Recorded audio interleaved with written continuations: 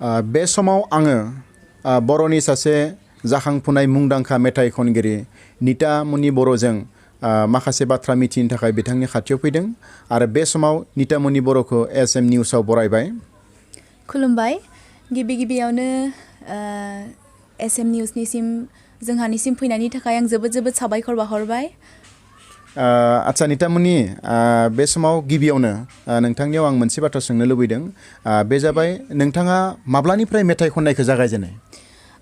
बुंनो थाङोब्लाथ' माने उन्दैनिफ्रायनो आंहा हबिया दंखायोमोन।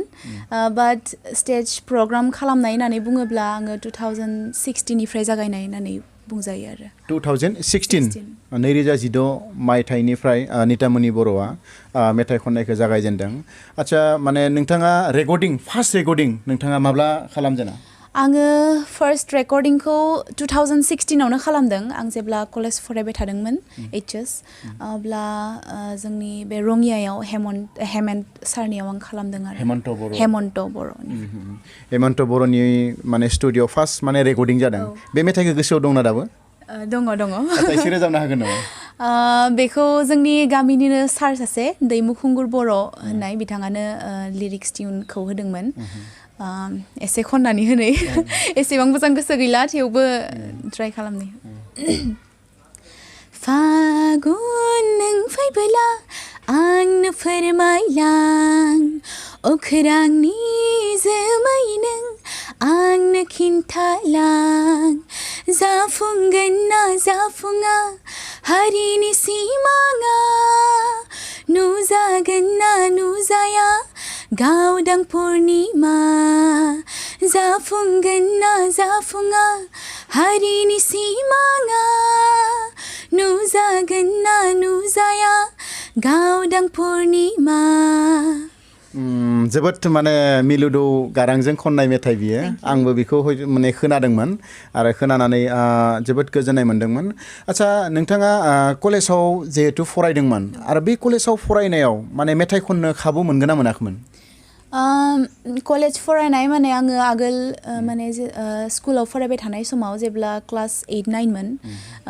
अब्ला माने जोंनि भेरगाव जायगायाव माने बैसागो फांसन बायदिसिना जायोमोन। बेवहाय जोङो स्कुलनिफ्राय माने पएम रिसाइटेसन बायदिसिना पार्टिसिपेट खालामनो फैयोमोन। बेयावनो आङो माने मेथाइ खननायफोराव बाहागो लायोमोन। नाथाय माने आनफर्चुनेटलि माने गिबि खननाय नालाय माने प्राइज बिदि मोनफेराखैमोन आरो। जेब्ला 2016आव आङो आगान होनानै जेब्ला कलेज फरायनानै जोंनि बेवहाय 2016आव अन्थाइगोरा बड'सा भलिबल चेम्पियनशिप जादोंमोन। बेवहाय मडार्न सं कम्पिटिसन जादोंमोन। अब्ला बेवहाय फार्स्ट टाइम आङो सेथि बान्थाखौ मोननो हादोंमोन आरो मेथाइ खननायाव। बेनि उनाव कलेजावथ' जेनेबा कलेज स्टुडेन्टस इउनियन बा गुबुन फरायसा आफाद बेबायदिनिफ्राय माबाफोर मदद बा हेफाजाब बा बेबायदि स्कपफोर मोनदोंमोन नामा? औ, 2017आव आङो देंखो मुसेनि 3 बादायलायनायावहाय आङो बाहागो लादोंमोन। बे देंखो मुसेनि 3 सोर बादायदोंमोन? बेयो जोंनि सेन्ट्रेल एबसुनि दैदेननायाव जादोंमोन। बहा जादों बेयो? बियो क'क्राझाराव जादोंमोन 2017आव। अब्ला बेनि आगोलावनो सेन्ट्रेलाव जानायनि सिगाङावनो जोंनि उदालगुरि डिस्ट्रिक्टनि आन्डाराव जादोंमोन। एबसु बेवहाय जोङो खैराबारि जोंनि लकेल जायगायाव जानायनि थाखाय जोंनि खैराबारि कलेजनिफ्रायबो पार्टिसिपेट खालामनो चान्स मोन्दोंमोन। अब्ला जोंनि खैराबारि कलेज इउनिट एबसुआ आंखौ बेवहाय चान्स होदोंमोन, जायनि थाखाय आङो बेवहाय जोंनि उदालगुरि डिस्ट्रिक्ट नि गेजेराव कम्पिटिसनाव आङो 3थि बान्थाखौ मोननो हादोंमोन। थामथि बान्थाखौ मोननो हादोंमोन। बेनि उनाव बेवहाय सेलेक्सन जानायनि उनाव 2017आव सेन्ट्रेल एबसुनि दैदेननायाव देंखो मुसेनि 3आव आङो सेथि बान्थाखौ मोननो हादोंमोन आरो। बे माने जितु बान्था मोनबाय, बान्था मोननायाव माबायदि नांदोंमोन? आंथ' माने गोबां पार्टिसिपेन्ट्स फैदोंमोन, गोबां डिस्ट्रिक्टनिफ्राय आरो बिदिनो कलेज फोरनिफ्राय बिदि माने इउनिभारसिटिफोरनिफ्राय बाहागो लानो फैदोंमोन। नाथाय आं मालाबाबो सानाखैमोन जे आं जि बान्था मोनगोन। औ, एसेबां माने माखासे पार्टिसिपेन्ट्सनि गेजेराव आङो माने जेब्ला एनाउन्समेन्ट खालामदोंमोन, अब्ला माने जोबोद गोजोननाय मोन्दोंमोन आरो गोसोखौ। मेथाइ खननायाव बुंनो थाङोब्ला माने फार्स्ट जोंनि आइ आफायानो आंनि आइ आफायानो आंखौ जोबोद माने उन्दैनिफ्रायनो माने सापर्ट खालामबोदों आं जेब्लानोखि मेथाइ खनदों क्रेडिटखौ आङो जोंहा आइ आफानो स्पेसियेलि जोंहा आफानो होनो सानदों बिकज आङो जेब्ला माने अन्थाइगोरा बड'सा 2016 आरो 2017आव देंखोमुआव माने गोबां मेथाइनि माने दोंसेल' मेथाइ खननाङा बेवहाय माने राउन्ड हिसाबै माने गोबां मेथाइ खननो गोनां जायो बेखिनि माने बादारि मेथाइ गथ' बुरखायनाय मेथाइ नीलेश्वर देंखो गोबां मेथाइ दङमोन बेवहाय माने बेखौ माने जोंहानि आफायानो गासैखौबो माने कालेक्सन खालामजोबनानै होदों आरो एक्चुअली माने आङो माने मेथाइ खननानै मोजां मोनो खिन्थु माने खामानि मावनायाव एसे माने बानाय भाबा आंनियाव दङ बेनि थाखाय माने जोंहा आफायानो माने बिराद गोसो होनानै कालेक्ट खालामनानै होदों जायनि थाखाय आङो बेखौ प्रेक्टिस खालामनानै आरो आफानि फर्स खालामनायावनो आङो प्रेक्टिस खालामनानै दिनै बेसेबां सहैनो हादों आरो माने दा आङो जोंनि बर'नि गेजेराव माने जेसेबांखिनि माने सुबुंफोरजों मानसिफोरजों सिनाय मोनजादों बेनि थाखायनो आरो बेजों लोगोसेनो आङो दा जाय मिउजिशियान ग्रुप्सफोरजों खनो आंनिनो माने रेनब' मिउजिक बेन्ड होननाय दङ जोंहा स' जोंनि गामियाव माने मोनसे फांसन जादोंमोन बेवहाय बे समाव आङो स्टेज प्रग्राम खालामामोन आरो नाथाय माने बे समाव आङो गामिनिनो जानानै ओरैनो माने गोसो दङ नालाय बेनिखाय मेथाइ खननायावनो माने जोंनि बे मिउजिशियान ग्रुपफोरा माने फैनानै बेवहाय दामफैदोंमोन बेवहायनो आंनि मेथाइ खननायखौ नुनानै बिथांमोना आंखौ दिखांनानै लांदोंमोन आरो ओमफ्राय दिखांनानै लांनायनि उनावसो आङो फुकन नादा मोनसोम आदा बिथांमोनजों माने लोगो माने हेफाजाब होगिरि महरै आङो मेथाइ खनफानो थांदों आरो बेजों लोगोसेनो जोंहा फुकन आदा मोनसोम आदा बिथांमोनाबो आंनि माने आं जेसेबां बेवहाय लेभेलाव दङ गोजौआव नङाब्लाबो गाहायावब्लाबो बिथांमोना माने जोबोद माने हेफाजाब होबोदों आरो एनकारेजमेन्ट होदों आरो बेजों लोगोसेनो जोंहा फुकन आदाजों जाय दामबाय थायो लहर मेल'डि बेन्ड होननाय बिथांमोनाबो माने जोबोद माने हेफाजाब होदों आरो ओरैनो जिहेतु भकेल बा बेबायदि क्लासिकेल हयतो माने कर्स हयतो नोंथाङा लादों नङा होमबा आङो गिबियाव मोसानायावसो इन्टारेस्टेडमोन स' बेनि थाखाय आङो 5 years माने भिसारेट पास खालामदों आरो कथकआव बेनि उनावसो जेब्ला आङो देरहोलांबाय अब्लासो मोनथिबाय माने जे आंहा माने मेथाइ खननायाव आंहा गोसो दङ बेयाव माने जोंहा आफामुआबो माने आंखौ माने मेथाइ खननो थाखाय थुलुंगा होबाय बेयाव आङो बिदिनो मेथाइ खननानै दायो बेसेबाङाव सफैनो हादों आरो ओरैनो मेथाइ माने बे क्लासिकेल लानायाव माने गिबि गुरु हिसाबै सोरखौ लोगो मोनजेनो आङो भकेलखौ जेब्ला आङो क्लास 10 मोन अब्ला लाजेनदों माने थेवबो कमप्लिट खालामासै आङो कलेज फरायनाय जाबाय नालाय टंलायाव थाहैनाय जाबाय बेनि थाखाय लानाय जायासै आङो नवमालिका संगीत महाविद्यालय जोंनि भेरगावआव लादोंमोन मनरमा बायदेवा जोंखौ फोरोंदोंमोन बेनि उनाव आङो गेप दोननानै 2019आव आङो जोंनि जायगानिनो लेमस्रां सार बिथांजों आङो सोलोंजादोंमोन आरो नितामनि नोंथांनि मेथाइखौथ' दा माने ओरैबायदि खोनानो मोनो जोङो माने मबाइलावनो जा बा बहाबा माने हाबा बहाबा माने श्राद्ध बा साराद्ध बेफोराव जोङो खोनासंनो मोनो दा बेसेबांसो माने रेकर्डिं जाखो स्टार्टिंनिफ्राय जागायजेननायनिफ्राय आङो दासिम मथा-मथि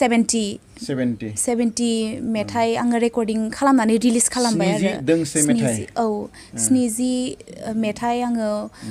रेकर्डिं खालामनानै दालागि रिलिज जाबाय आरो बेखिनिया आरो रिलिज होथ'यो आरो दंबावो दोंनैसो रेकर्डिं खालामनानै दोननाय दङ आरो रेकर्डिं खालामनानै बानायखानाय दङ आच्छा बे 70 दों मेथाइ खनखांनायनि उनाव मोनसे फिलिंसथ' जायो जे अबेबा मेथाइया बांसिन माने नोंनियाव माने मोजां मोननाय बे मोनसे फिलिंसा फैयो दा अबे दोंसे मेथाइखौ बांसिन माने नोङो खननानै मोजां मोनो बा रायजो राजाजों बांसिन अनसायजादों आङो रायजो राजाजों बांसिन अनसायजादों आङो जाय मेथाइखौ खननो मोजां मोनो जोंनि प्रसेनजित खाख्लारि सार बिथाङा माने जोबोद मोजांहै माने लिरिक्स टिउन होदों आं जोबोद मोजां मोनो बे मेथाइखौ जोंथि माथि आं बे मेथाइखौ जोबोद मोजां मोनो आच्छा बे मेथाइखौ एसेखौ माने खोनासंगोन नामा जोंथि माथि हिरा बादि गोजों गोजों फिथाइ बादि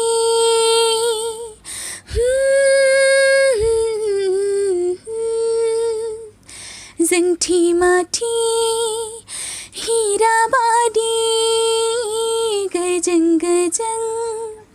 फिथाइ बादि निजोम गुसु फुंबिलियाव दुब्रि हाग्रायाव समायनानि होरा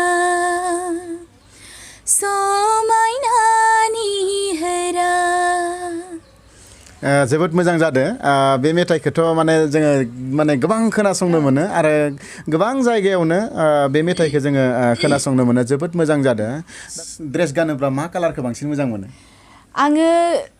जोंनि बर' हारिनि आइजो होननाय लोगो लोगोनो आङो माने देलायनाय मानाय होननानै बुङोब्ला आङो दख'ना गाननानै जोबोद मोजां मोनो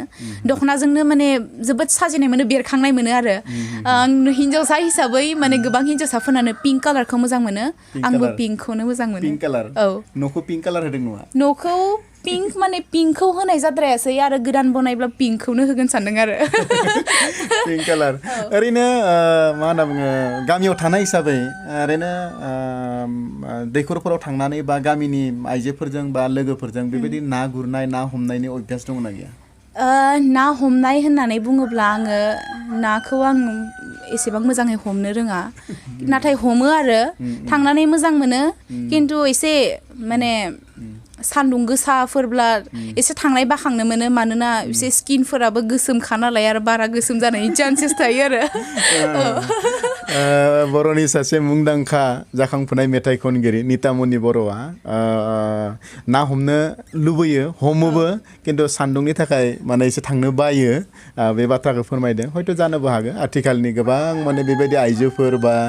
माने बेबायदि ना गुरनो बानाय मानाया एसे जादों माने एसे खम जादों आरो आथिखालावथ' गोदोनि बायदि ज' बेबायदि ना गुरलाबो दानिया बेबायदि ज' सावरि बादालि जानायबो गैला दा नेक्स्ट माने माबाफोर प्लेनिं दङ नामा जे मेथाइ खनगिरि हिसाबै फैगौ बोसोरफोराव बा नेक्स्ट माने मान्थफोराव बेबायदि मेथाइ खननाय बा मेथाइ दिहुननाय बा फिल्म दिहुननायनि मेथाइ दिहुननाय होननानै बुङोब्ला आङो दायो बे साननैसो आर सानजारां प्रडाक्शननि आंनि मेथाइ दोंसे आं बिथांमोननि थाखाय खनदों आरो खनबावनो दङ बिथांमोननि थाखाय स' बिथांमोना भिडिअ बानायगोन जोंनि कान्ट्रिनि आउटआव बानायगोन होननानै खोनादों आं बिथांमोना ओमफ्राय आङो बहा रेकर्डिं जादों बेयो रेकर्डिंआ जोंनि दावहां मोसाहारि आदानि हरिसिङायाव जादों रेकर्डिं खालामनाय जादों बेवहाय बे हारसिं रोजाबदों ना दुएल बेयो दोंसे आङो दा जायखौ रेकर्डिं खालामनानै दोनदों बेयो दोंसे आंनि हारसिंनि सिंगोल ओमफ्राय आरो साननैसो उनाव आरो डुएट मेथाइ जेवजा मेथाइ खनगोन आरो गोबां बाथ्रा रायलायबाय दायोहाय जोङो नोंथांनिफ्राय दोंसे मेथाइ खोनासंनो लुबैबावदों नोंथाङा गाव सुजुनाय बा गाव बिदि नोंथांनि बा माने लिरिक्स बेबायदि मेथाइ दङब्ला दोंसे खननानै जोंनो खोनासंनो थाखाय जों खावलायबाय माने आङो फार्स्ट टाइम बे दोंसेल' आङो ट्राइ खालामदोंमोन माने गोबां मेथाइ खनदोंब्लाबो आङो माने आइडिया मोनस्लाबाखैमोन आरो दालागिबो एसेबां मोनाखै थेवबो आङो बानायलांनो नाजागोन गावनिनो लिरिक्स टिउन आङो बानायदों दोंसे थेवबो एसेबां मोजां जायाखैब्लाबो नोंथांमोननि गेजेराव खननानै दिन्थिगोन नोंनो आंनि सिमांनि राजा जादोना आंनि मोगथांनि राजा नोंनो आंनि सिमांनि राजा जादोना आंनि मोगथांनि राजा जोबोद मोजां जादों बेयो फार्स्ट माने गाव लिरिक्स गावनि जोबोद मोजां जादों बे समाव आं मोनसे पार्सनेल बाथ्रा सोंनो नागिरदों ओरैनो एखमबा माने बिमा बिफाया माने गथ'खौ लानानै एसे बर बा आनइजि फिलिं खालामो दा बे समाव माने नोंथांनि बिमा बिफाया मा समाव रागा जायो मा खालामब्ला रागा जायो जेब्ला उन्दुनाय थाब सिखाराबा औ उन्दुनाय आंहा उन्दुनाया जोबोद बारा आङो थाब उन्दुयोब्लाबो आङो थाबखौथ' उन्दुखायो आङो खिन्थु थाब उन्दुयोब्लाबो सिखारनाया माने बिसिबां एखेयानो जाना थायो आरो गोबाव उन्दुनाय थाब सिखारनाय एखे थाब सिखारा औ आङो बांसिन माने समावनो आं हारसिं माने गोसो जानानै सिखारफेरनो मोनाखै जोंहा आफा नङाबा आइया फोजाब्लासो आङो सिखारनाय जायो आरो मा होननानै सिखारो मायु सिखारदो बिदि आरो मायु सिखारदो नङा होमबा थिग दङ बेबायदि जायो माने माब्लाबा सोरबा माने फोजानानै होनांगौ होमबासो सिखारनो हायो दा बे समाव बर'नि सासे जाखांफुनाय मेथाइ खनगिरि नितामनि बर'आ जोंनो गोबां सम होबाय आरो बिथाङा गावनि बेसेन गोसा समखौ जोंनो होबाय आरो बिथांनि सोमोन्दै जों गोबां बाथ्रा मिन्थिबाय दा बे समाव नोंथाङा जोंनो गोबां सम होनायनि थाखाय नोंथांनो जोंनि SM निउसनिफ्राय रोजा रोजा साबायखर जासिदों आरो इयुन समाव नोंथांखौ जोङो लोगो मोनफिनगोन आरो जोबथारनायाव नोंथांनो